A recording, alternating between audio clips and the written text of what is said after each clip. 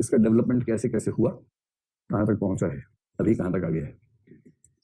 तो सबसे पहली बात है कि सिटीजन चार्टर पहली बार 1991 में आए थे, और ये आए थे इंग्लैंड में।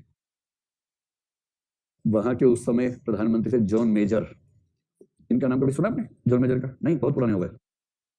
बहुत डिसेंट आदमी थे, बहुत बढ़िया रिफॉर्म्स वाले आदमी थे। तो जॉन मेजर इंग्लैंड में 1991 में प्रधानमंत्री थे, और उन्होंने एक स्कीम लॉन्च की जिसका नाम था चार्टर मार्क स्कीम। चार्टर तो वही है, फिर है MARK, चार्टर मार्क स्कीम है, सिस्टम में स्कीम। चार्टर मार्क का बेसिक मतलब वही है जिसको हम सिटीजन चार्टर कहते हैं ना, वही मतलब है इसका। तो इसमें यह था कि हर ऑफिस एक चार्टर बनाएगा, उसमें चीजें मार्क्ड होंगी एकदम कि हम क्या सर्विस देंगे, क्या गुणवत्ता होगी।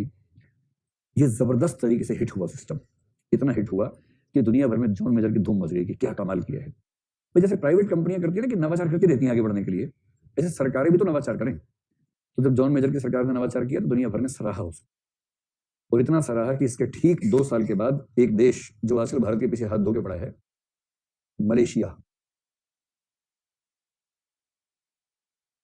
उसमें ये सिस्टम लागू हो गया 1993 में। और जैसे ही मलेशिया ने सिस्टम लागू किया, उसके बाद एक देश जो पंजाब की राजधानी है,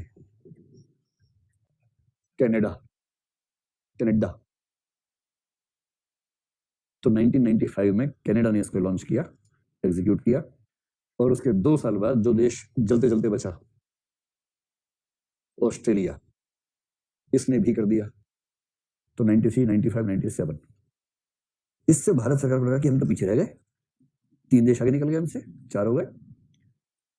तो फिर उस समय जो हमारी सरकार थी, 96 में भारत में, अब भारत की बात कर लेते हैं, 1996 में पहली बार विचार प्रक्रिया शुरू हुई, विचार मंथन की शुरुआत हो गई कि ये सिस्टम हमारे यहाँ भी होना चाहिए, ये भाव आ गया था। देखिए 1991 में भारत में एक PM बने थे जिनका नाम था PV नरसिम्हा राव। इलेक्शन के सेकंड फेज में राजीव गांधी की हत्या हुई, थर्ड फेज में कांग्रेस जीती तो वो बन गया PM, समर्थन से बने। 5 साल शांति से सरकार चलाई, इतनी शांति से कि कोई काम भी नहीं हुआ, बहुत ही शांत थे वो।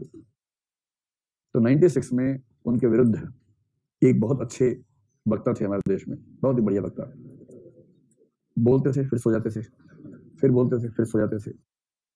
जब आधा वाक्य बोल के अगले आधे वाक्य के लिए बीच में आधा घंटा वेट करते थे, तो उस बीच में कई विज्ञापन टीवी पे आ जाते थे। तो हमें देखना होगा washing powder Nirma, washing powder Nirma, washing powder Nirma. 7-8 second के बाद वो अगला वाक्य बोलते थे। समझ गया किसी बात चल रही है? अटल बिहारी वाजपेयी जब वो जवान थे तो जबरदस्त स्पीकर थे, इतना धड़पड़ा बोलते थे, मतलब वो देश के अब तक के सबसे बढ़िया स्पीकर में से एक हैं पॉलिटिक्स में जो है। पर जब बूढ़े हुए तो बुढ़ापे में तो आदमी की इंद्रियां शिथिल हो जाती हैं, क्या कर सकता है। तो वो 96 में बने भारत के PM, बहुत लंबी अवधि के लिए, 13 दिनों के लिए। फिर इलेक्शन हुआ, फिर बने 13 महीनों के लिए, और तीसरी बार में बने 13 साल नहीं 5 साल के लिए बने। मुझे लग रहा था कोई बोलेगा 13 साल के लिए बने, ये कोई लूडो चल रही है क्या? तो ये तो संयोग से 2 बार हो गया, हर बार थोड़ा होता है। 5 साल के लिए बने। तो मोटी सी बात है कि 96 से जो परिवर्तन है, उन परिवर्तनों में उनकी भूमिका ठीक ठाक रही है। 96 में 13 दिन बने, उसके बाद 2 साल के लिए नहीं रहे, 98 में फिर बने 13 महीने के लिए, 99 से 2004 तक 5 साल तक रहे। ये जो सुधार हुआ ये 97 में हुआ, और 97 का समय वो समय है जिस समय गठबंधन की सरकारें भारत में खूब चल रही थी। भारत में कुछ ऐसे ऐसे लोग PM बने जिनको कभी सपने में भी नहीं आया PM बनेंगे। उनमें से एक आदमी का नाम था इंद्र कुमार गुजराल। वो आदमी ऐसा था कि वो विधानसभा चुनाव भी ना जीत सके देश में कहीं से, अंत में राज्यसभा चुनाव जितवाया गया, या शायद लोकसभा बिहार से जितवाया गया, लालू जी ने जितवाया उनको। और लालू जी ने बोला, पब्लिक स्पीच दी कि ये है इंद्र कुमार गुजराल। सच में ऐसे बोला, आगे क्या बोला वो तो सुन नहीं रहे आप लोग। बोला गुजराल पूछते हैं, गुजराल होता है पंजाब का यादव। सब लोगों ने अच्छा यादव होता है ना, हाँ बस बस बस, तो गुजराल होता है पंजाब का यादव। फिर वोट ऐसे दनादन पड़े, लालू जी ने कहा था मजाक है, फिर वो इलेक्शन जीत गए। ऐसे ऐसे PM जो अपनी सीट जीतने के लिए औरों की मदद लेते रहे, ऐसे लोग थे। अब जाके PM आए जिसके नाम पे सब जीत जाते हैं, कोई भी एरा गैरा नथु खैरा उसी नाम पे, उसी हवा में आंधी में उड़ के बन जाता है। तो 97 में क्या हुआ, हमारे तत्कालीन प्रधानमंत्री ने एक कॉन्फ्रेंस बुलाई। उस कॉन्फ्रेंस में क्या थे, सारे के सारे CM थे। CM कहाँ कहाँ के थे, सारे स्टेट्स के थे, और जो 2 UTs उस जमाने में हुआ करते थे CM वाली, अब कितनी है, अब 3 है। ऐसी यूटीज जहां विधानसभा भी है, कितनी है? अब 3 हो गई ना, जम्मू कश्मीर में तो है, तब 3 हो गई, उस समय में 2 थी। इन सभी मुख्यमंत्रियों की मीटिंग हुई और इस कॉन्फ्रेंस की अध्यक्षता जो की चेयरमैन कौन थे? वो थे पीएम। एडमिनिस्ट्रेटिव रिफॉर्म्स के बारे में थी और उसमें बहुत सारी बातों की सहमति बनते बनते बनते बनते ये सहमति भी बन गई कि अब हम सिटीजन चार्टर पे काम करेंगे। एक डॉक्यूमेंट उसमें आया, उसका नाम लिख लीजिए, action plan for effective and responsive government. Action plan for effective and responsive government. इतना तो आप अंग्रेजी में लिख के आ जाएंगे तब भी कोई दिक्कत नहीं है। अंग्रेजी का मतलब मैं रोमन लिपि की बात कर रहा हूं, देवनागरी में नहीं। ठीक ऐसा कैसा लिख के आ जाइए। अगर नाम है, जैसे नाम है ना एक प्लान का, तो ऐसा लिखने में भी कोई समस्या नहीं।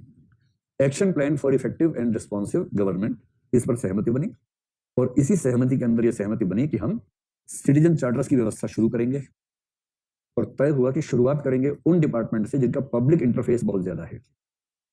पब्लिक इंटरफेस का मतलब पब्लिक डीलिंग जिनकी बहुत ज्यादा है।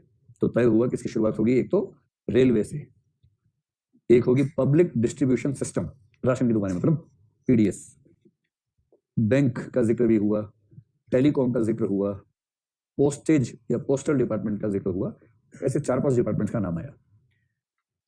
तो इन सब डिपार्टमेंट्स में धीरे धीरे सिटीजन चार्टर की व्यवस्था शुरू होने लगी। ये वही समय है जैसे दिल्ली में पीडीएस में ये सब शुरू हुआ।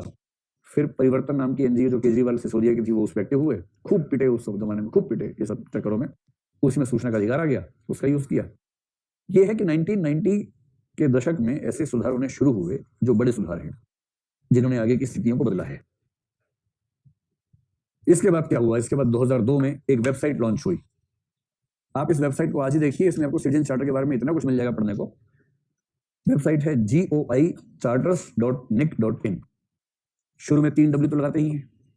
उसके बाद GOI, ये क्या हुआ? GOI government of India. उसके बाद चार्टर्स, तो GOI चार्टर्स। भविष्य के लोग बोलेंगे ये गोई नहीं है, गाय है, गाय, गाय माता के सम्मान में लिखा है। तो GOI charters.nic। बताओ NIC क्या है? NIC निक है, निक जोनास। क्या है? National Informatics Centre. ये वो संस्था है जो भारत सरकार के सभी विभागों और सरकार के मतलब राज्य सरकारों के डिस्ट्रिक्ट्स के सभी विभागों की सारी वेबसाइट्स का निर्माण और रखरखाव करती है। जैसे किसी भी जिले की वेबसाइट आप देखें, कलेक्टर की, एसपी की, वो सब NIC बनाती है। तो .in, इन तो पता ही भारत का है। एक अमेरिका है जिसकी वेबसाइट के अंत में कुछ नहीं लगता है क्योंकि वो अमेरिका है। बाकी सब देशों के अंत में लगाना पड़ता है उनका नाम। इन मतलब भारत। पाकिस्तान में क्या? PK। ये जो वेबसाइट बनाई है आजकल सिटीजन चार्टर से काम जो संस्था देख रही है भारत में, उसको बोलते हैं department of administrative reforms and public grievances. DARPG short form चलती है, DARPG, department of administrative reforms and public grievances. ये डिपार्टमेंट आजकल इस चीज को देखता है।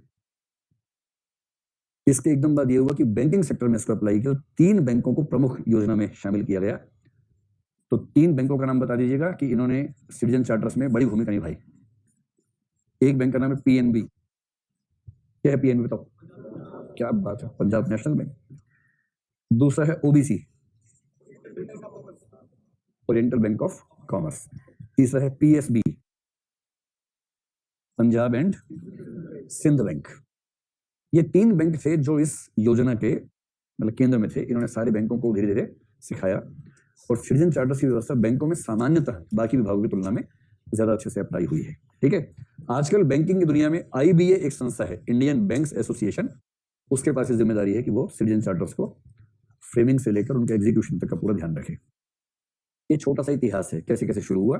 कभी कभी ऐसा प्रश्न थका हुआ आ जाता है कि ये कहाँ से शुरू हुआ, तो बताना इंग्लैंड से आया, via Malaysia, Canada, Australia, Bharat में 1997 में आके गिरा था, उसके बाद से हमने इसका ऐसे ऐसे विकास किया, ये सब बता देना है।